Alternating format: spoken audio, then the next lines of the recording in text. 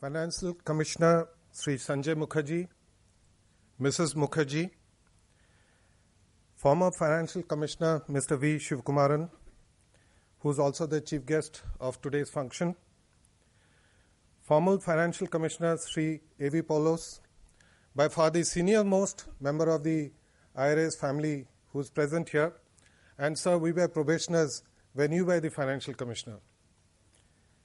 Former Financial Commissioner Mr. Srivastav, senior retired IRAS colleagues, serving IRAS officers from the zones, field units, Railway Board and the NCR region, former IRAS officers who are working in the other fields, ladies and gentlemen, a warm good afternoon to all of you. On the fourth celebration of the IRAS Day, I extend a hearty welcome to all the participants of this yearly event, which has correctly become an occasion to take stock of the year gone by and to reflect upon the way ahead.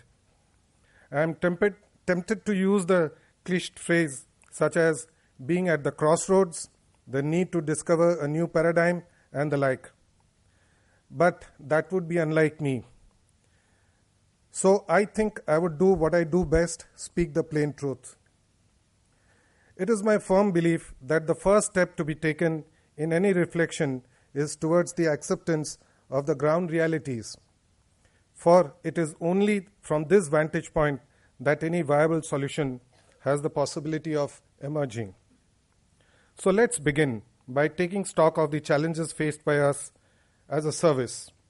The first and foremost, in my opinion, the imperative remaining relevant to the functioning of the system that we serve. IRAS has had the proud tradition of taking a leadership role in areas not just under our professional domain of accounting and finance, but also of being true management accounts through pioneering efforts in the field of computerization, internal audit, costing, MIS, and many more. We still recall with pride the stalwarts who wrote programs in machine language using punched cards and who, even in an era of manual compilation, could produce management reports that would be looked at by the management as a key input in decision making. Somehow, there is a general feeling that this edge has been blunted. That, in my opinion, is both the challenge and the opportunity. Challenge, because it is a clear call for coming out of our complacency and comfort zone. Opportunity, since the basic ethos and character of the service are so deep-rooted that all that we need is the resolve to make a course correction. Railways have finally committed itself to chart a course of massive capacity expansion, a digital drive, and professionalization of its work culture. We are going to witness an increasing demand for market orientation, institutional finance, accounting reform, and the spread of IT.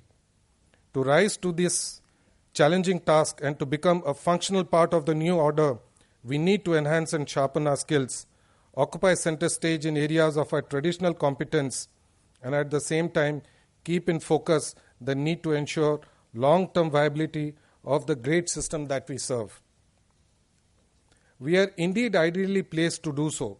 There is now a leadership structure in the IRAS that has the energy, commitment and drive to reorient the service in order to bring it to the center stage of the new order. It is for all of us now to rise to the occasion by way of focusing on revenue enhancement and cost containment measures, promoting the spread of IT and becoming an integral part of the emerging avenues in the management structure. With this fond hope, I once again welcome you all to the day-long deliberations of the IRAS Day. Thank you.